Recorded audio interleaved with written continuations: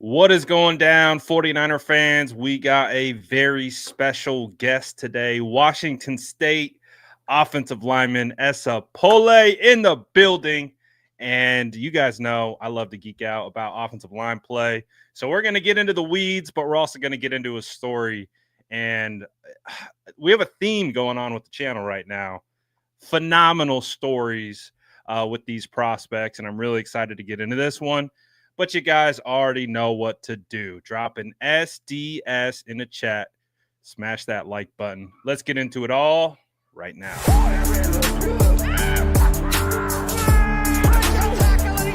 Smash that like button if you haven't already. Love to see it.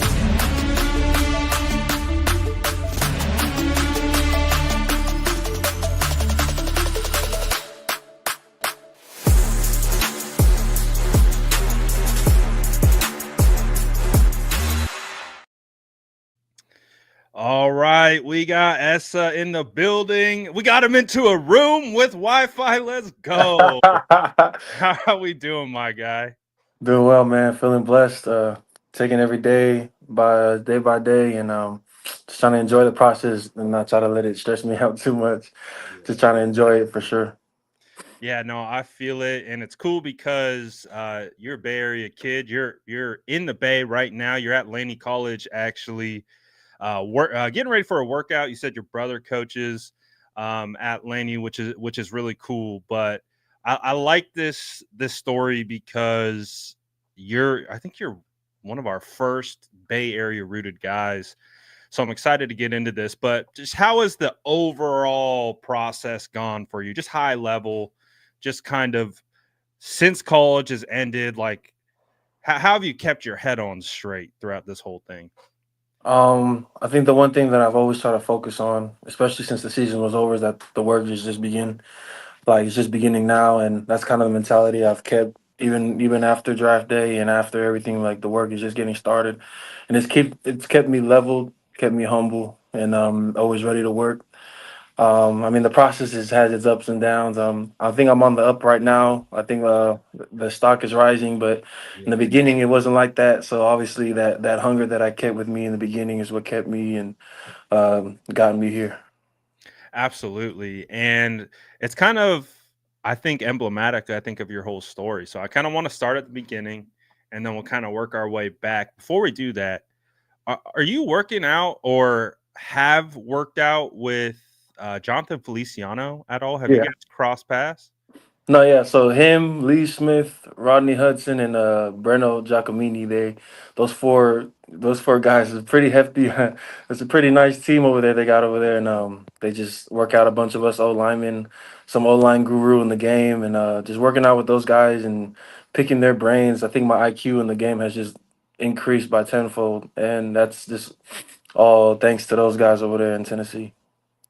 Oh, I love that. Like, I love Feliciano. We've had him on the channel before. We've actually talked about you offline, actually even online. Like, because I remember I saw some of your clips from the Shrine Bowl, and I was just watching how you moved. I was like, he doesn't like because I see some of the rankings. I'm sure you might have seen them. They have you like seventh round pick. I'm like, he does not move like a seventh rounder, guys. Like that's an offensive tackle. Do have throughout this process have people tried to pigeonhole you as a guard at the next level at all? They've asked me those questions, like if we were to put you inside, are you willing to? And I'm always down to play. I just want to play at the next level. I never said I wanted to play tackle at the next level. I want to play at the highest level, and whether that be at guard, center, if you want to be shed and play some tight end, who cares? I'll get out there and tilt the rock a little bit, but wherever they need me is where I'll play. No, I love it. I love it. So I kind of want to, like I said, start at the beginning because it's fascinating. You know, we look at, oh, like you probably had this phenomenal high school career, highly recruited, you're D1, and then I'm looking, I'm like, all right, well, you're a Hayward kid, right? Grew up in the stack and went to Mount Eden. I see it says did not play football at all. You didn't play football at all in college, in middle school, Pop Warner, no football. No. So yeah, I was a basketball kid, so I was a haystack hooper, if that's what they called it, And I think a lot of the footwork and the technique that comes in football was kind of merited from my basketball experience, which did help me a lot. But yeah, I never really touched the gridiron until I got to junior college over there at Chabot. Dude, that's it's honestly crazy, and I want to dive into that a little bit more. But first, like, how would you describe your game as a basketball player? Because what you're Oh yeah, 6'5"? yeah, 6'5", 6'6", and at the time I was like 260. And Yeah. I was still a hefty guy, but I think it's the way I carried my weight because I was skin and bone, but I was 260. I swear I didn't have any kind of anything on me, but I was still 260. I don't know how it works, maybe bones or something like that. We are heavy It's boned, so Polynesian blood, isn't it? it's definitely a Polynesian thing, I would say. So, but yeah, I think I was more of a interior kind of rebounder and kind of a cleanup around the rim.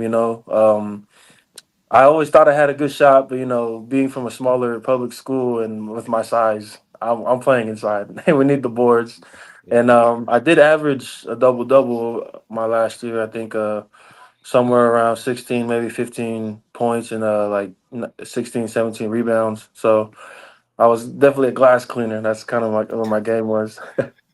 Well, I mean, one of the cool things about playing basketball is you gotta have good feet, right? You gotta have Absolutely. good base, gotta be able to box out, right? Especially when you're getting those boards. So, in an indirect way, that probably helped you a little bit. At least, obviously, you got to learn the technique, you got to learn the scheme, you got to learn what these defensive players are trying to do to you. But baseline, the movement ability, the coordination was already there, right? Yeah, and I remember my first ever pass pro reps. Like the most natural thing was just staying in front of a guy. You come up to the top of the key and they get a screen. You got to guard the guard now, and you're one on one on an island with a guard. That's kind of with a guy that's more athletic, quicker than you. That's basically what it is to play an O line, man. You got to stop a guy going forward while moving backwards, and um, I think I kind of just took that from playing defense in basketball. It's just kind of like the mirror drill, right? You Yeah, that's all it is. keep your base, don't let your feet come together, and you just just stay in Step, front of them, right? step slide, doing that the whole court, man. You get tired of it, and now I'm over here doing the same thing in cleats. So, May I ask why didn't you play football throughout high school, like throughout your whole kind of growing up? yeah, so let's dive into that. So my mom, who raised me since I was a kid, isn't my blood relative mom. So my mom, she raised me since I was a kid. She did everything that your mother does, and she raised me on her own. So kudos to her. I owe her my life. And my birth parents were in Union City. So obviously not too far from Hayward. They were just right there. My birth parents and all my siblings, all seven of my siblings, were in Union City. So there's a backstory into why that happened. But long story short, I'm in a separate household than my siblings. Never had to sever ties with them. I was always still close to my siblings. Never severed ties with my parents. I was always raised to be told that I had two moms. So growing up, I was like, oh yeah, well, I was blessed with two moms, and I have two moms that love me equally, and I have a mom that raised me, and a mom that'll always be there if I ever needed her. So, but the mom that I was raised with in Hayward, she was not a big football fan. She did not like football, so that's why my older brother played at Washington State because he was under my parents, and they were big football advocates. But Ma Duke said, "My house, nah, football wasn't flying for her." She said, "No, no, wag that finger," and she said, "No."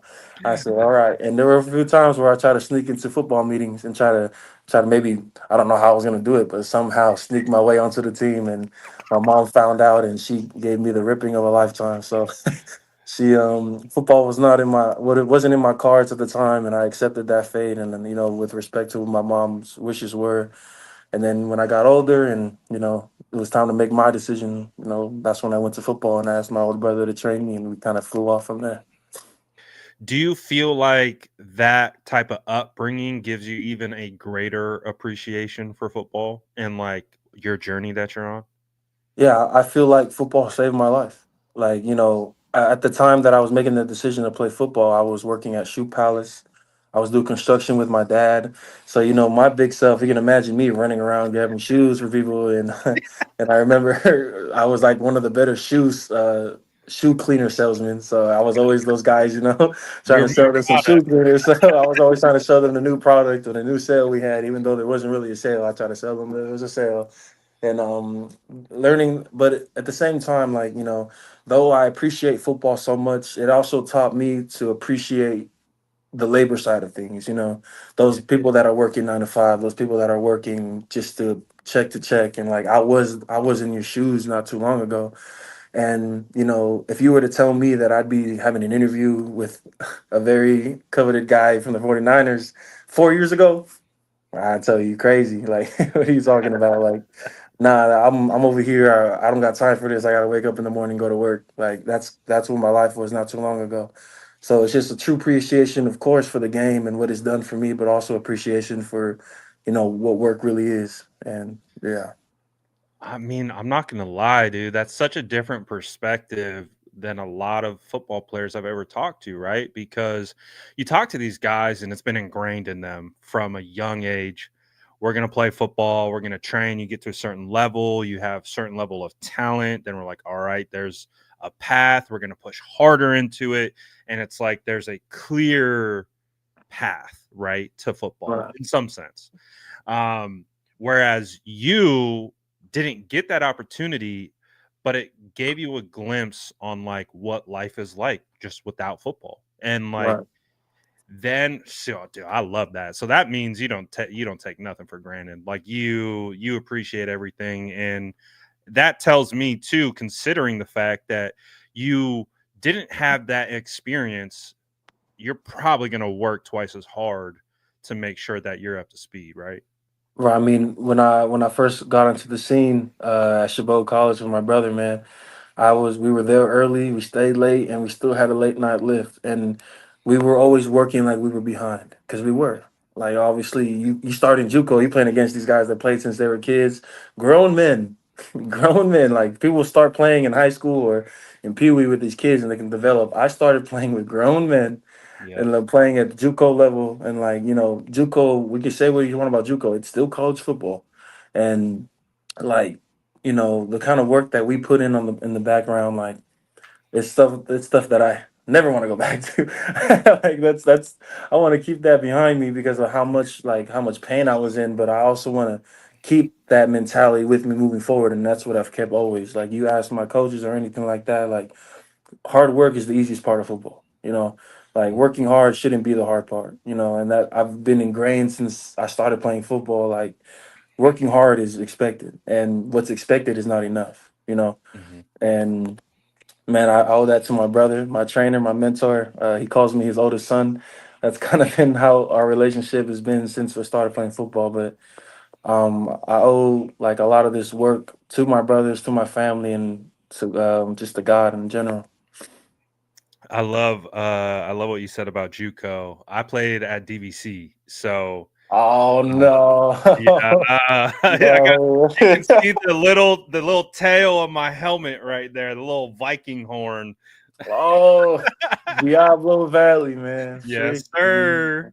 Yes, sir. So, um, it's funny because Chabot, I think, God, did we play Chabot? I don't think we did when I was playing there. We had just got bumped up into the league with uh, San Mateo and Yeah, San Francisco, and I think Laney's in that league too, right? Am I? yeah, Laney. So yeah, before, I mean, Chabot got dropped, but before it was Chabot, Delta, Laney, City, Yeah. um, DVC, and San Mateo. That's the basics. So yeah, Yep, yep, yep. So it was a while back, but yeah. So when I saw that, I was like, oh, he played a Chabot. I was like, all right, cool. Because and you said it, you're playing with grown men. You're playing and people knock like community college. Like I dude, the I swear to God, uh one of the best players I've ever seen was on my team at DVC. He was on a team at Monte Vista High School in Danville. okay, yeah, One of his teammate was Zach Ertz. You know who Zach Ertz is, right? yeah, Tight yeah. end in the Tight league. end, He's yeah, currently with Washington. he was the best player on their team. He just, didn't do the school part well. He reminded me of Aaron Donald, like just a freak, right? Like he's one of those guys uh, pacing on the defensive line, barking at you. But it wasn't corny. It wasn't cheesy. You're like, damn, I'm actually intimidated. But that's the beauty of community college sometimes is you get every different walk of life and you really get to play up against some really good talent that just didn't get the right opportunity, didn't get the right looks, didn't come from maybe the right background, and they just end up and that's the thing about community college too, right? Because you're hunting for an opportunity that's not given to you. Man, You have to want that. I'll continue to say this for the rest of my life. You want a group of guys that love ball. You look for a JUCO team, man, Yeah. because there's no other reason why they'd be there. Right. Like there's no other reason why they'd want to play There's no JUCO ball. perks. There's There's no perks to playing JUCO ball other than the straight utter love to play ball, Yeah. man. No, I love that. I love that. All right, so I want to talk about your first year playing tackle. What was that like? What was that? You're because offensive line, like it is. People think of it. It's like just a bunch of big fat guys running into each other. There's so much technique. It's unbelievable, Right. especially at tackle when you're on an island and you got to kick step.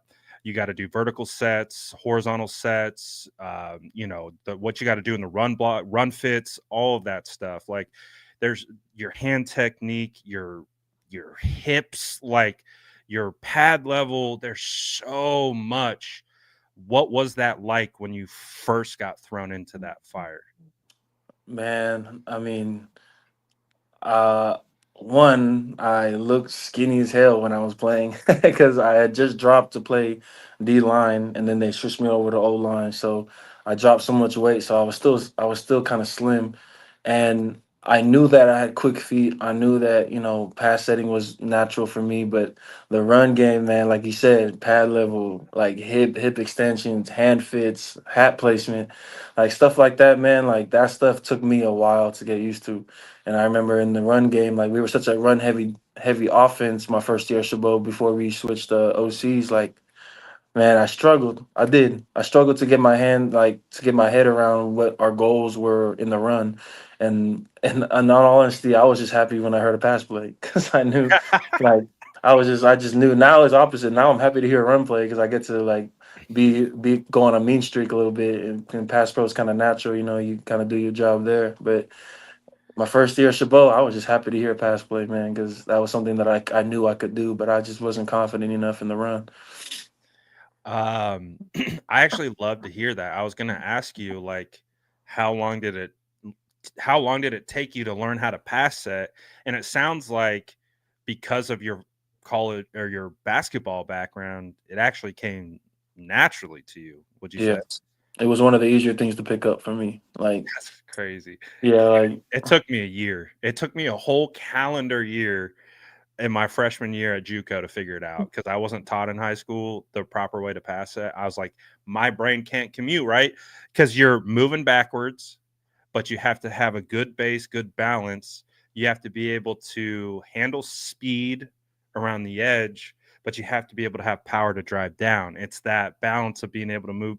I was like, dude, this is so run. Like, set me on a pole, put me on a trap. Like, I'll let me run. Like, I'll go run and hit someone, dude. The concept of moving backwards was so hard for me. So I actually love to hear that because that means you're a natural pass blocker.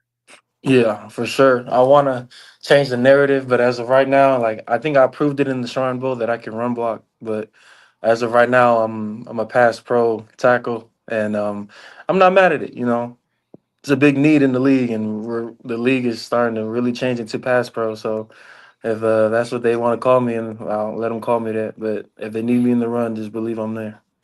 Well, I think the thing with the run game too is like I can only speak from my personal experience, but it feels harder to master pass blocking because you're moving backwards. I Right. think, and it's just a reverse for you because it aligns with your basketball background.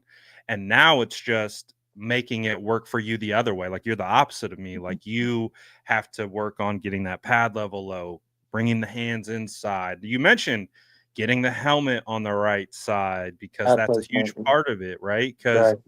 if you just ain't you miss your aiming point, they're going to shed you and they're going to make the tackle. Like Right. that's the difference in technique. So it it sounds like you feel like you've taken massive strides though from Hmm. where you started at Chabot to all the way up until the Shrine Bowl, right? Right.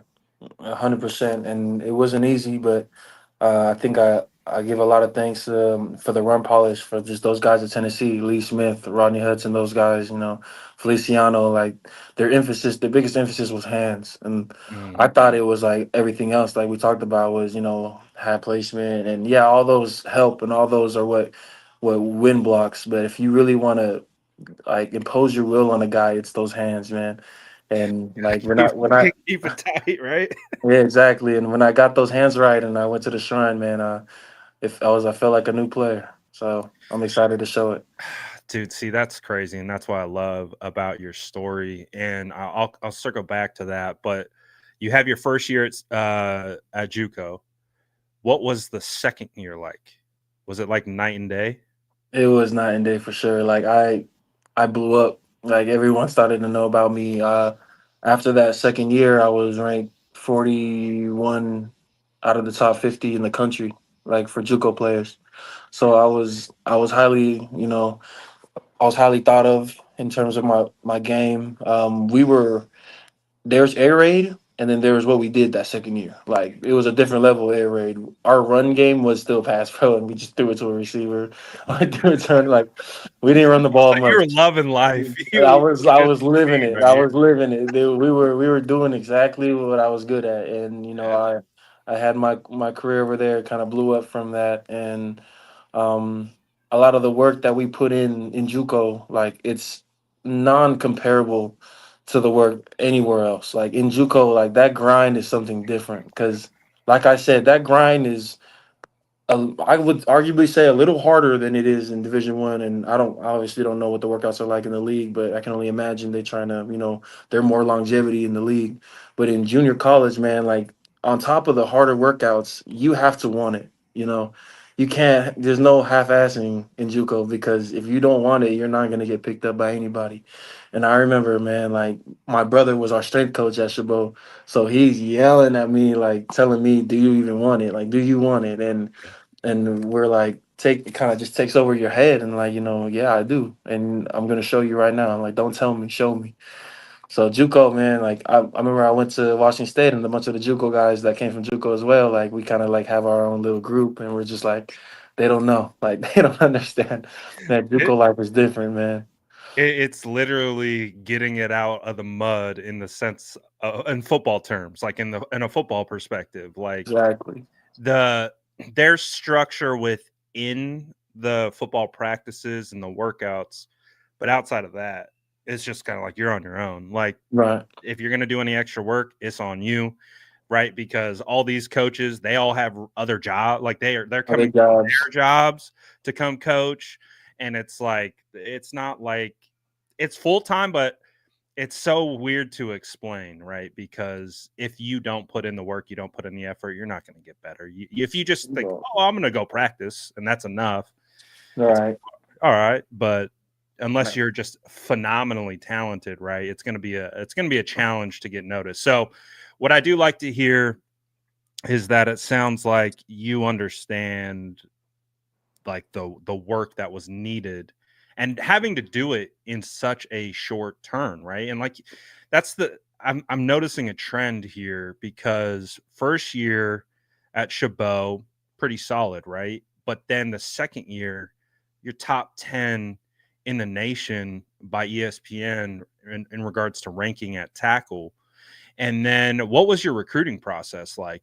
Did you feel like Washington State's where I want to go? My brother played there, or were there other teams trying to pull at you? There were a lot of teams trying to pull at me at the time. Utah State was one of them. I had a lot of talks with BYU. I had off from there. I had Cal as well. I had a chance to stay home, but I think when I took my visit over there to Washington State, I just knew that it was home for me. And like I tried my best to take away the fact that my brother went there, but Mhm. you know, taking away that fact, I still feel like I still would have went to Washington State because there was just a home feeling there. And on top of that, it was in such a small city of Pullman, Washington, like in the middle of nowhere, in the butt crack of nowhere. And like you just find this random Pac-12 university, you know, Pac-2 now, Pack um, you know, we have these a bunch of guys that just want it, you know, and Yeah. it gave me this almost JUCO vibe, like blue collar. These guys are all about ball. In the summer, all the students leave, so that's pretty much the whole that's the whole capacity of everyone in Pullman. So everyone, the population is gone, so it's just football on campus, and it's just we just take over the city, and it's just ours for the taking, and we just work like we're there just to work. There's no distractions. There's no big city lights or anything like that. It's just ball there, and I loved it. I love it, man. So describe that first year. Was it a shock in regards to talent, in regards to speed of the game, scheme wise? Like, because again, you've only been playing for 2 years, like your whole life, 2 years of football. Was that a huge like, holy smokes? Like, I gotta take it to another level now. Yeah, it was a lot of up the ante, you know, throughout that whole process, and it was just like for me it was trying to get my head like involved in the game more than I was because you know in JUCO I'm pushing just for my body to get to where it needs to be to move like these guys, and now that I'm able to move and bend and as strong as everyone in the weight room, now I was trying to get my head where it needed to be, and that's where you can see some of my struggles my first year because I felt like my head was behind the game, which made the game so much faster than I was. So like you know, you see me and my head is just like looking back and forth in my like I'm freaking out. I'm freaking out because I'm like I Wait, hope did I he know tell us what to the fuck. slide left or slide right? Where are we I'm like, going? dude, like I hope I know I'm supposed to be blocking this guy, but something's telling me I'm supposed to be blocking this Oh, guy. dude, I know that feeling, man. Oh geez, and that was like my struggle. And then on top of that, I'm going against like some top tier guys. Like Yeah, for sure. Latu gave me a work, man, and you definitely can see that in my my resume that Latu gave me the work, man. I think I saw more behind him than in front of him, but I'm gonna be real, man. I saw more of his back jersey. I was like, yeah, man, the back of his jersey is Well, nice. I mean, he was the first defensive end taken last year in the whole Yeah, I mean, draft. everyone's gonna say that. I'm like, man, my first year ever playing D1 ball, and he was a first round pick, and I was like, well, he made his statement. He definitely showed me the difference in levels, man. But nah, like you know, definitely at this point, that's kind of one of the guys I'm excited to play against if I get to. But oh, and now it's just me. Where did he go? Are you here? Oh, What bro, happened? that just kicked me out. Oh man, I was about to run the show. I was about to start dancing. Enjoy the channel, man. Enjoy the channel, man. What's up, guys? But So, go ahead. What were you saying? yeah, and like yeah, just week to week, you know, it was a new guy, you know, like that was just as good as the last guy, and now I'm battling doubt, and I'm battling am I good enough, and I'm battling what are the plays, what is the game plan, what did we talk about this week, what are even the play calls, like stuff like that. I'm still trying to pick up, and that's why like that second year when I didn't take it easy on my physicals, but I put more attention to what I was doing with my mental, and the game was slowed down tremendously when I started understanding schemes, tendencies of defenders. If his hands down in the dirt, what does he like to do? What hand is down? What does he like to do? Stuff like that. And when I was able to pick it up, on top of increasing my IQ in the game slowed down, and I felt like I was floating. So So, you finally like dove into the game within the mhm. game, right? Exactly. And just like really started to hone in your craft, and it obviously showed. You had nearly 500 pass blocking snaps, 0 sacks. Like, that's crazy, man. And you know that's a lot of pass blocking reps to not get beat. And again, this was you guys are now. Are you in the Pac 2 still? Well, yeah, but now we're playing against like SEC guys and Right, like right, because right. we make our schedule now. So Yeah, yeah, yeah. So you guys, you had the level of competition was there, and we had like even a when it year. was even when it was Pac-12 too, like still a ton of competition, right? Right. So that whole situation and did that second year, and again, like we talked about, a bit of a trend. Year one to year two at Chabot, big jump. Year one to year two at D1, big jump. Do you feel like maybe that could be a similar situation in the NFL? Get into the NFL, get your feet wet, learn how this environment is, and soak up as much game as you can.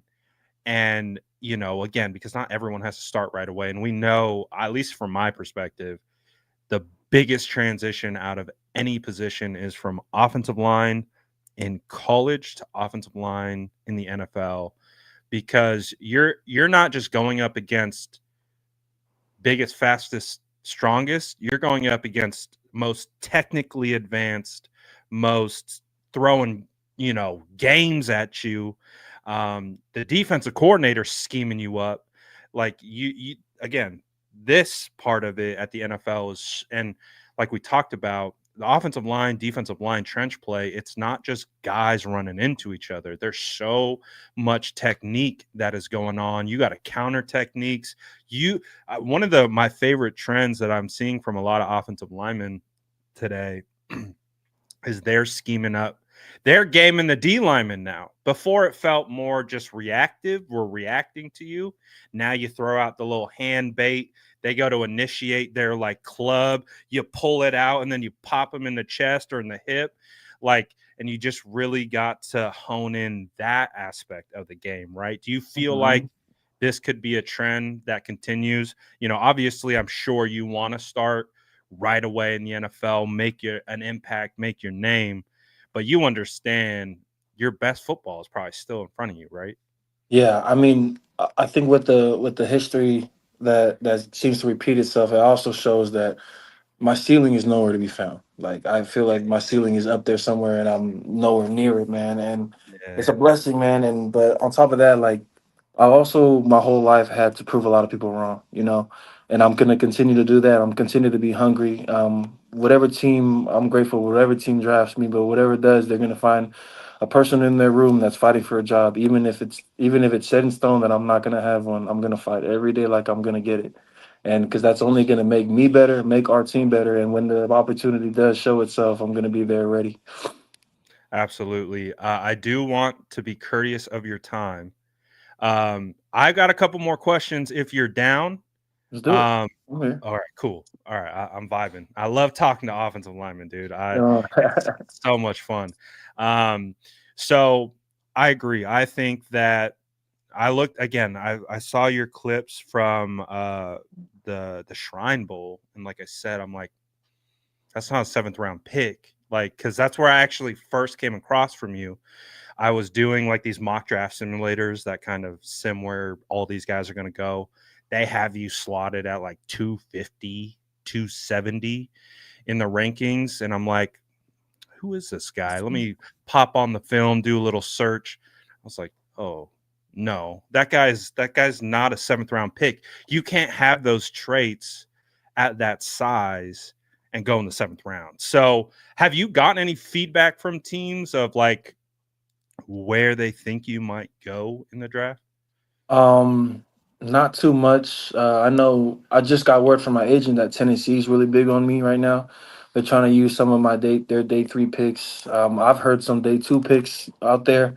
My stock has been rising ever so slightly every day, and my story does help that as well. I feel like that just Yeah. kind of showing that my upside, and and since I've been so young at left tackle, yes, I do feel like I'm an outside guy. Yes, I feel like it'd be in best interest of my traits to play on the edge.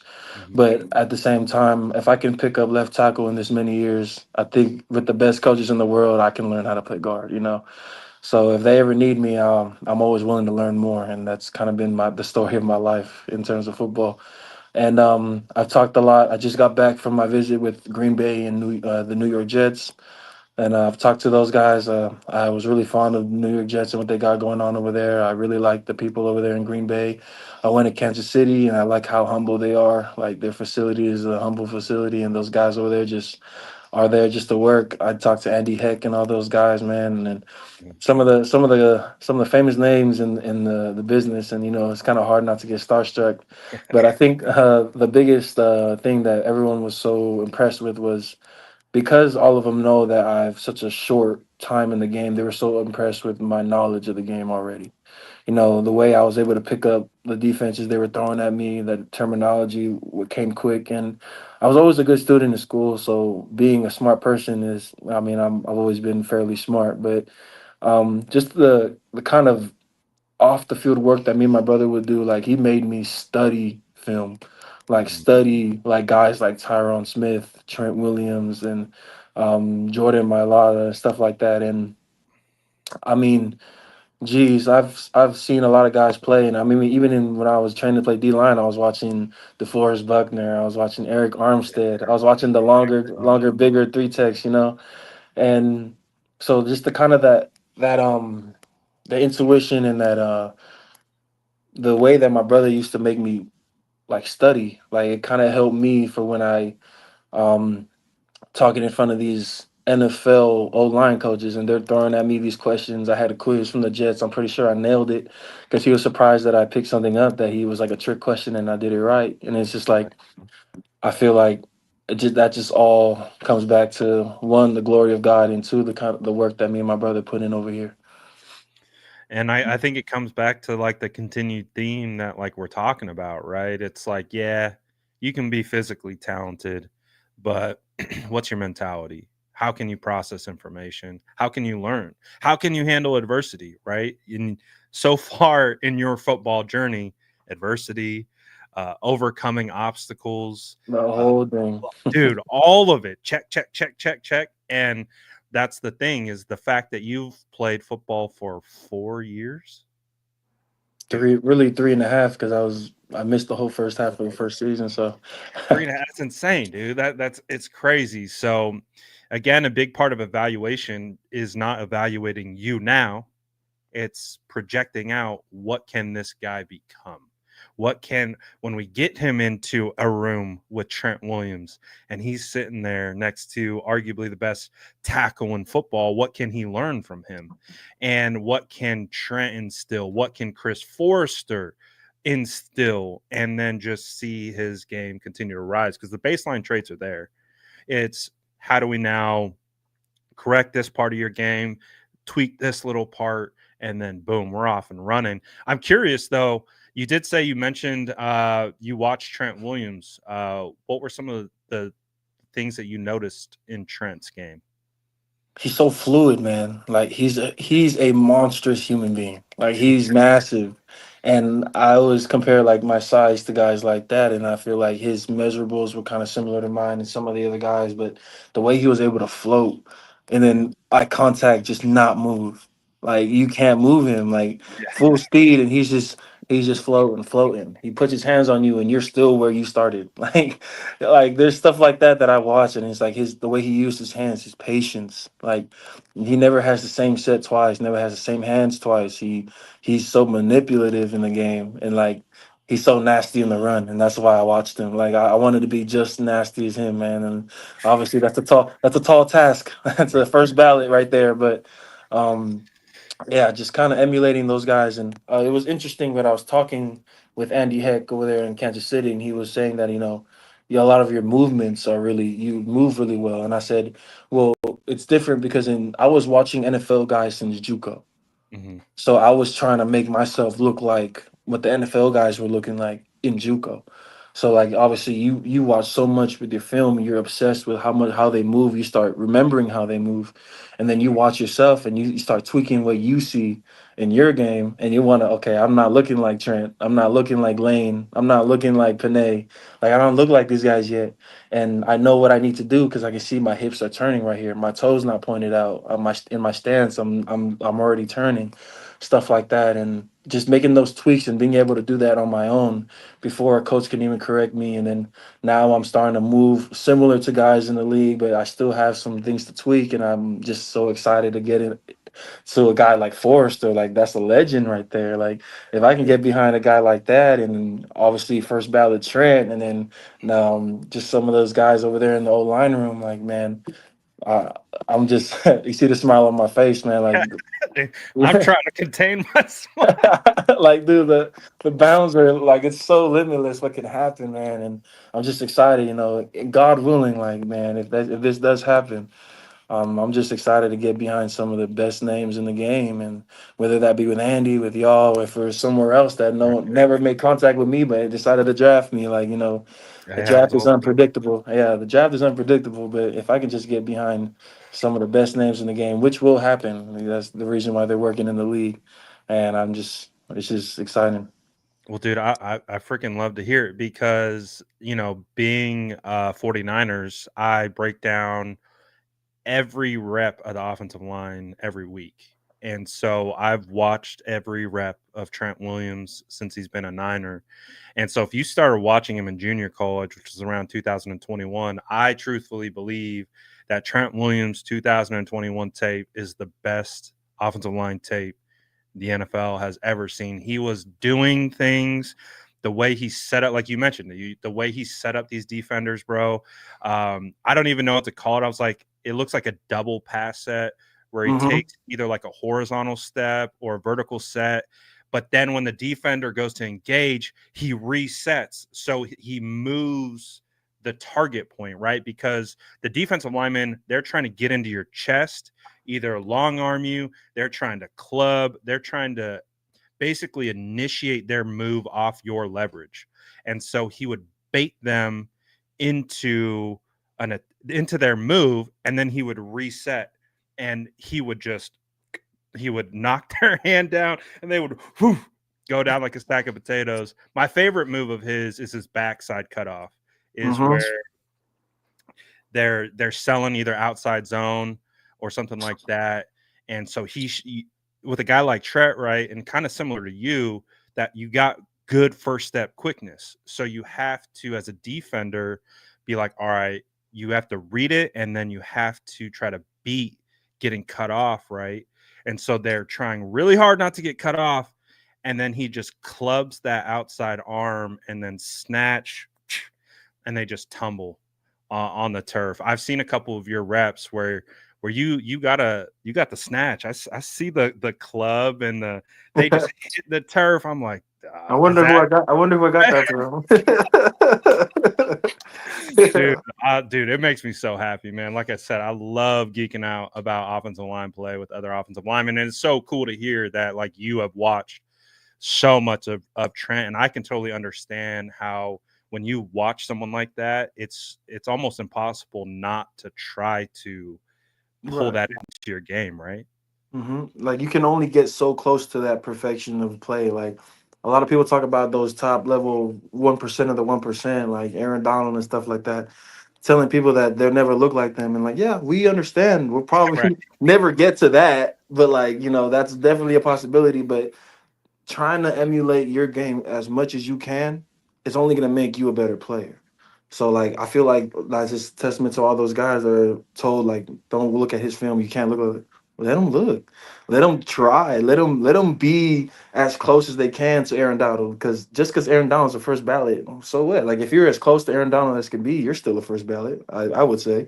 So, man, like, I watched Tyron Smith, man. Like, his feet were a blur. Like, Yeah. he was the reason why I started working on my grip strength, because they called them vice grips.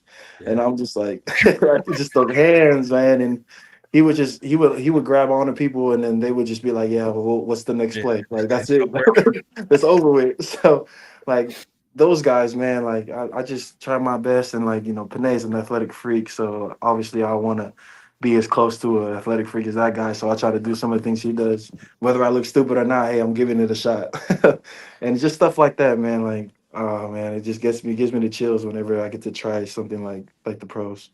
I love the mentality because I have been told, I've asked this question on Twitter, like, why don't we teach this? Like, the the technical things that I've talked about with Trent, I'm like, why don't online coaches teach this? And I've had literally some of the, not some of the top offensive line trainers, just like, because he's Trent, he's a unicorn.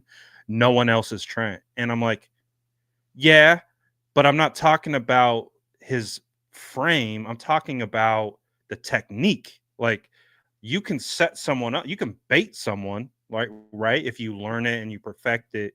And so I love that you kind of have that same mindset, right? Where they're like, you can't watch Trent. Trent is he's a unicorn. There's no one like him.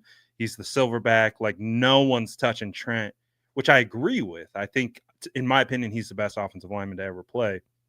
I, But I'm I, like, I believe it.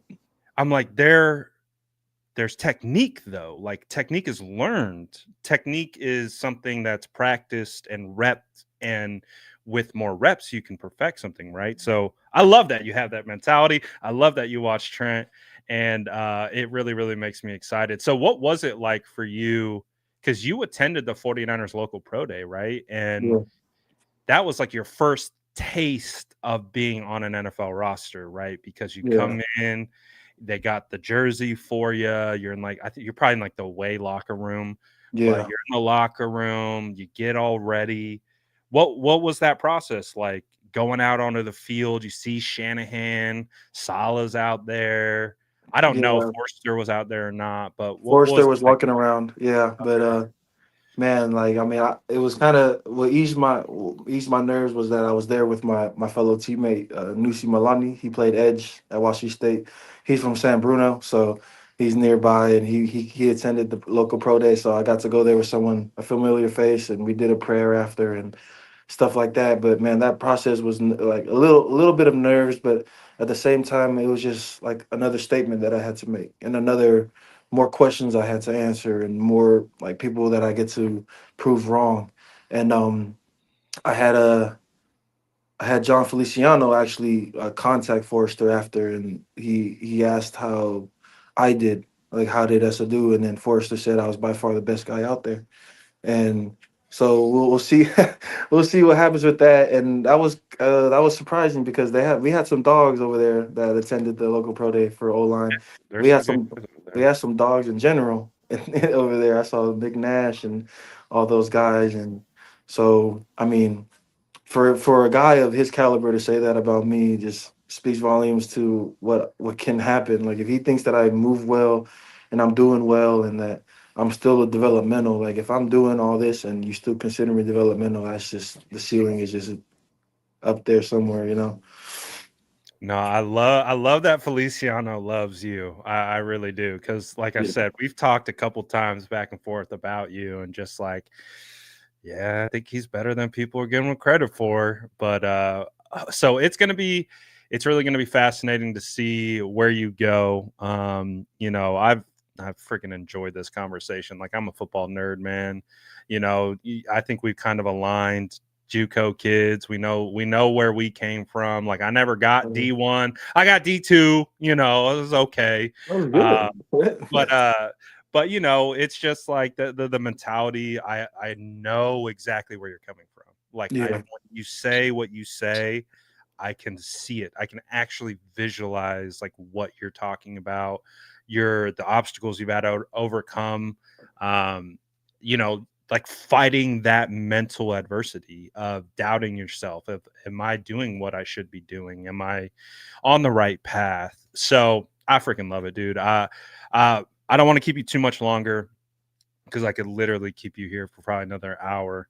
Um, so you're Tongan, correct? Correct. Uh, Favorite poly artist? Polynesian artist right now or ever. Either.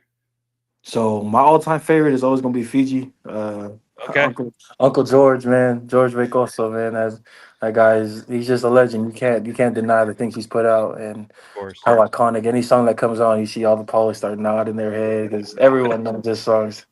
And right now, I think my favorite artist right now is between Mike Sean and K Nova.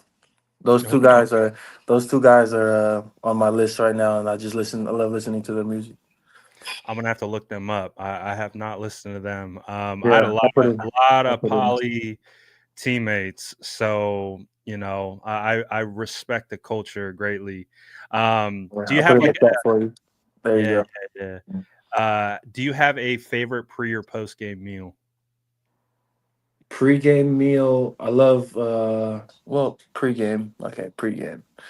We had beef and broccoli and rice a lot. That's what we had at Washington State, and that's what carried me throughout that year. And I would have a bunch of rolls with butter and just eat that and just carb up. And then after the game, Um, well, after the game, my family and Lucy Milani, who I brought up earlier, his family, they used to cook in the parking lot of our apartments because me and Lucy lived across the street. Live so man. After the game, we go home and they cooked a bunch of barbecue. It's like, oh, you just see me and Luce dead quiet, just slamming food, just Yeah, scarfing. yeah, plate was smacking too.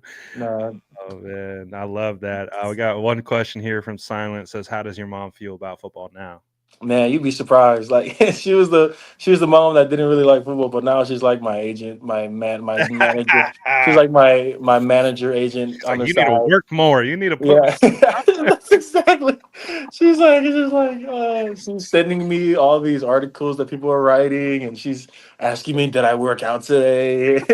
And I'm looking at her like, "Mom, I love you, but that's not you. Don't come out the cuts trying to be my coach." Dude, that's so funny. Well, I No, want to apologize to your mom because we've kept you from your workout today, man. Uh, no, I'm about to go get it in right when we're done. They know I'm here. yeah. Oh, Steph asked me one question. She said, "Ask him about Kyle Williams." So your teammate, wide receiver, Kyle Williams. What would your scouting report be of him? I mean, that's the guy you want on your team. I mean, I put him in front of a lot of these guys that people everyone's talking about, and that's just because you understand a guy like Kyle, man. Like that guy Kyle wants the ball. Obviously, like every receiver, they want to make plays and everything. The things he does off the field, the things he does on a dead play, like I mean, he wasn't named as a captain on our team, and like instead of taking that as a shot at him and that he's not good enough, he took that as a challenge and took over that receiver room at Washington Ooh. State. Like he took that room over and he made it his own. And all those guys, you ask anyone from that receiver room how Kyle was in that room, man. He took over and led that room, and that's why we had the receiver room that we did. And just kudos up to Kyle, man. My boy K Dub, man. We were just texting. We were just talking about how much we hate planes because of all these visits. Yeah. Um, but I'm just so glad to see how well he's rising in the ranks, and I hope he keeps rising because whoever picks him up picks up not only a weapon on the field but off the field.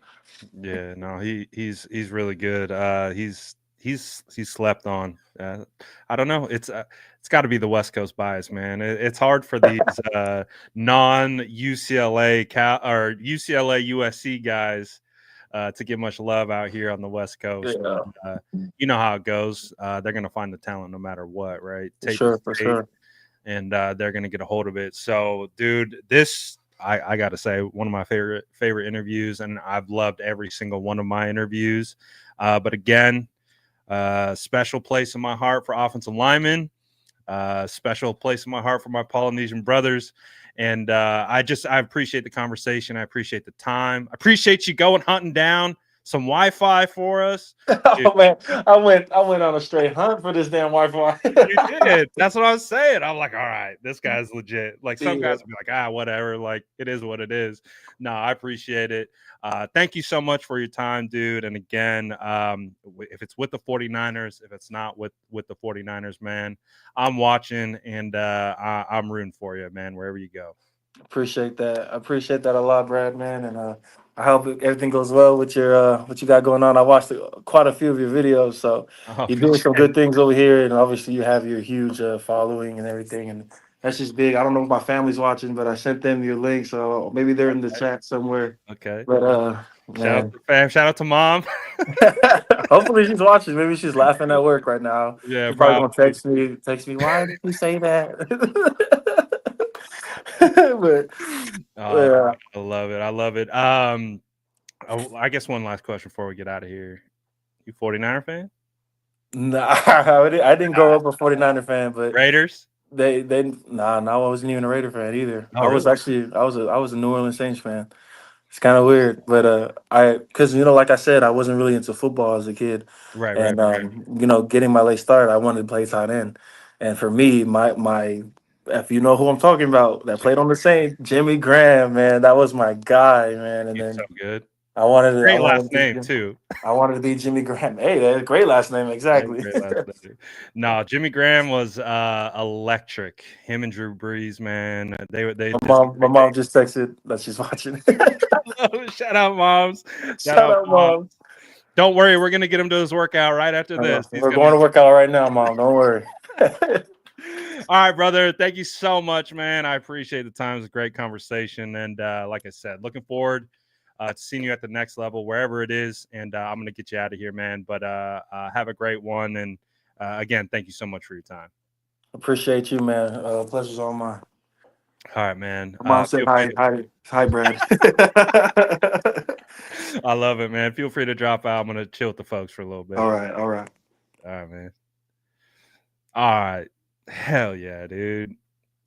What a we are on a streak of I don't know how it's worked out this way, but almost every single prospect that we've interviewed has had a similar story of having to transition from situation to another situation, having to overcome something.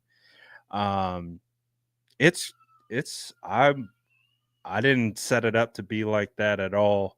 But I love his story. I love the fact that he did not play high school football, went to community college, and uh, he's again the theme of these prospects that we've gotten this year are their best footballs ahead of them. Their best football is not what they've done. It's what is going to get their foot in the door. It's what's going to get them the opportunity. But every single guy has the same mentality. They're hungry. They're not fake hungry. They're not they've never been given anything. All of them. They've never been given anything. They've all had to earn everything that they've gotten. And dude, what a phenomenal interview that Essa was. As you can tell, man, anytime I can just geek out about offensive line, I'm having a blast. So that was really fun. It was really fun to hear his process of kind of like his issue with technique because we were mirrored. I felt like a natural run blocker. He felt like a natural pass blocker. And then the challenges that you have to overcome to like improve that part of your game, man. Nah, he's cool. He's cool. I'm gonna text Feliciano right after this and say Essa needs to be on this team immediately. Um, tell Chris Forster right now that he has to draft this guy in the in the fourth. In the fourth, you'd be pushing it. I don't, dude. I think it's fascinating. It's going to be fascinating to see how teams uh value him because again, it's what are you evaluating him on? Are you saying he is not experienced? So because of that lack of experience, you aren't going to take him high, or do you see the upside? Do you see and project where he could be? Um, if a team falls in love with this guy, which I looks like that's not a hard thing to do, if they If they call his name late day 2, I wouldn't be surprised. I wouldn't, especially a team that wants to drop back and pass. He is honestly the perfect prospect for the San Francisco 49ers for tackle. Honestly, like think about it. You got Trent Williams, who better to learn from?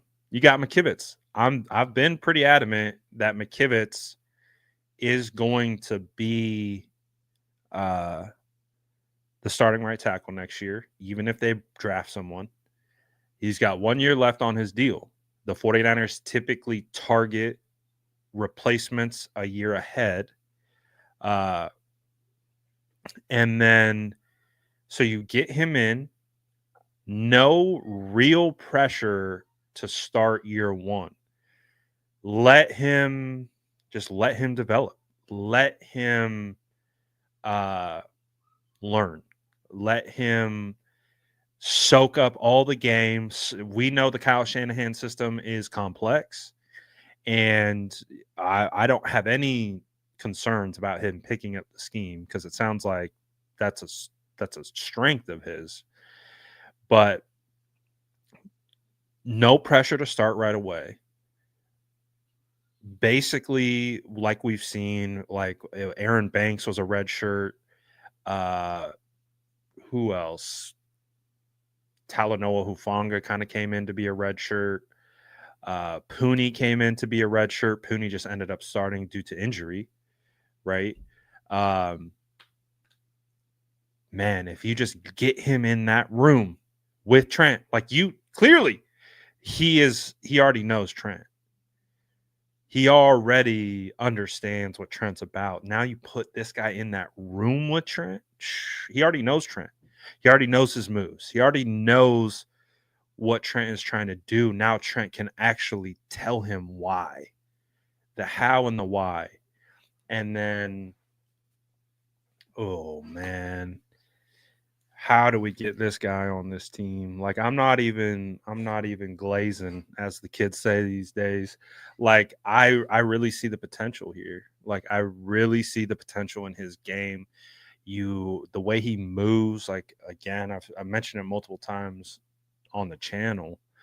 Um, he has a natural ability in pass protection. Like that was the first thing I saw. I was like, late round tackles don't move like that. That they just don't. They like that's just not how it works. So because the late round tackles, they're like, they're late round because they don't have great feet, they don't have great base, they don't have great hips. Um, they're kind of are they a guard? What are they? Um, shoot, I'm with his improvement. How long until he plays? 1 year. I think we have the trend. The trend is in front of us. Like just like it at Chabot. He played his first year at Chabot, but he took his giant leap in year 2. He played his first year as a junior at Washington State, take a huge jump in year 2.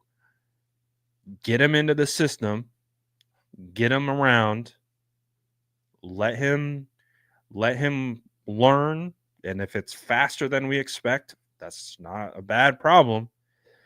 And then that year 2, he seems like a year 2. If he finds himself with the opportunity, because that's the hardest part too. If you get drafted to a team with 2 bookend tackles and that are going to be playing for the next 5 years, like that's a challenge in of itself. But the 49ers, we don't know if they're going to pay Colton McKivitz. We don't know if Colton's going to get an extension beyond this year. So if they are questioning that, we saw what Jalen Moore got. Jalen Moore got 30 million over 2 years as our swing tackle. We need a swing tackle. So he would be the perfect swing tackle. Like he would be the perfect swing tackle that to then step into the starting role in the year 2.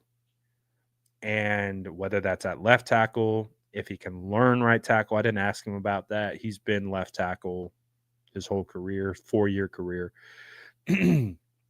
Obviously, shifting over to the right isn't as easy as it sounds. But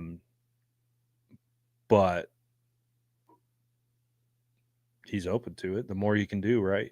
So honestly, to me, he seems like a 1-year marinator. Get him marinating for 1 year. Go up against Bosa in training camp. Go up against Yetur Gross Matos. Go up against whoever we're gonna draft, and give him a year to marinate. And I would say you're ready to rock after that. He seems like a quick learner. He seems like that's it, 1 year. That's all I would say, 1 year. Yeah, 1 year. He might even be able to start. I'm not saying he can't start. Like, he could technically start as a rookie. But again, as we know, just like Dominic Pooney went through, Dom hit a wall.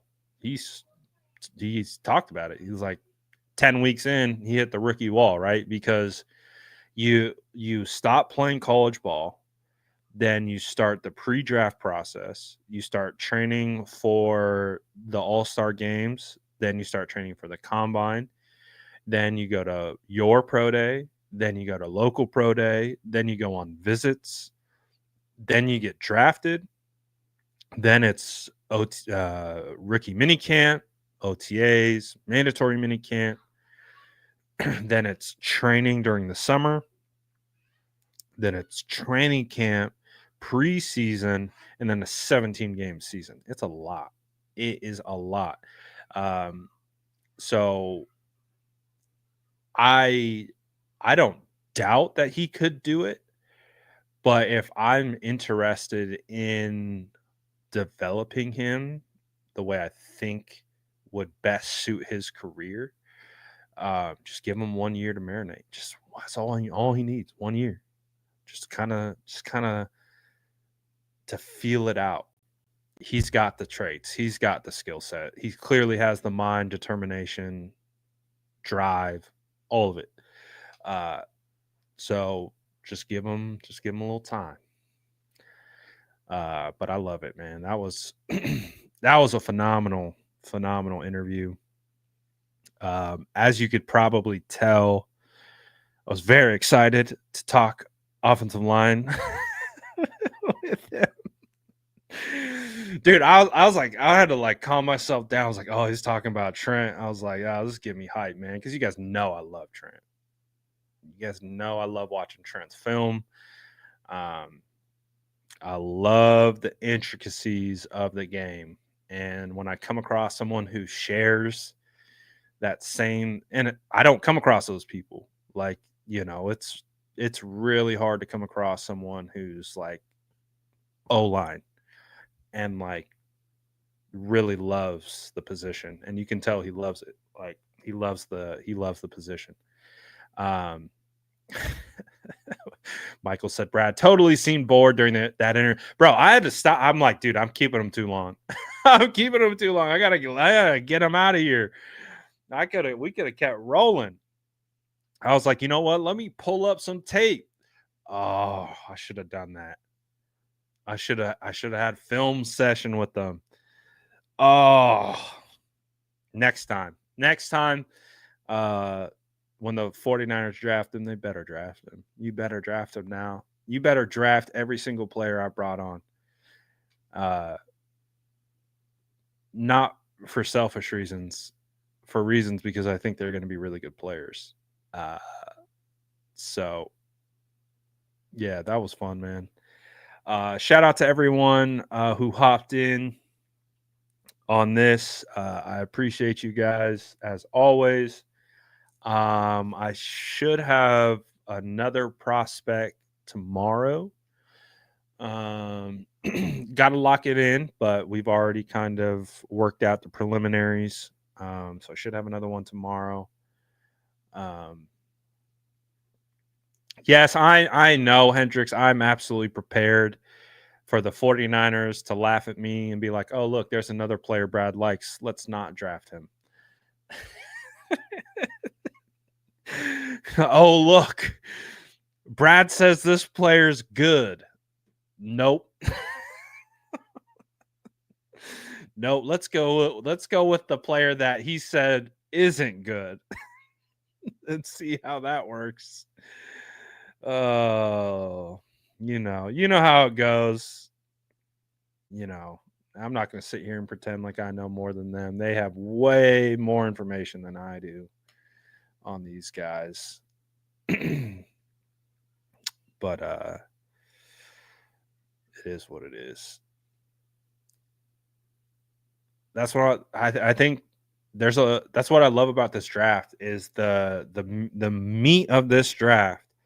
You're gonna find some really good players. You're gonna find some really good players that don't have the hype that are going to develop very well at the next level. So appreciate everyone as always for tapping in on this one. Smash that like button on the way out. Appreciate y'all. I'm gonna get out of here for now. Peace.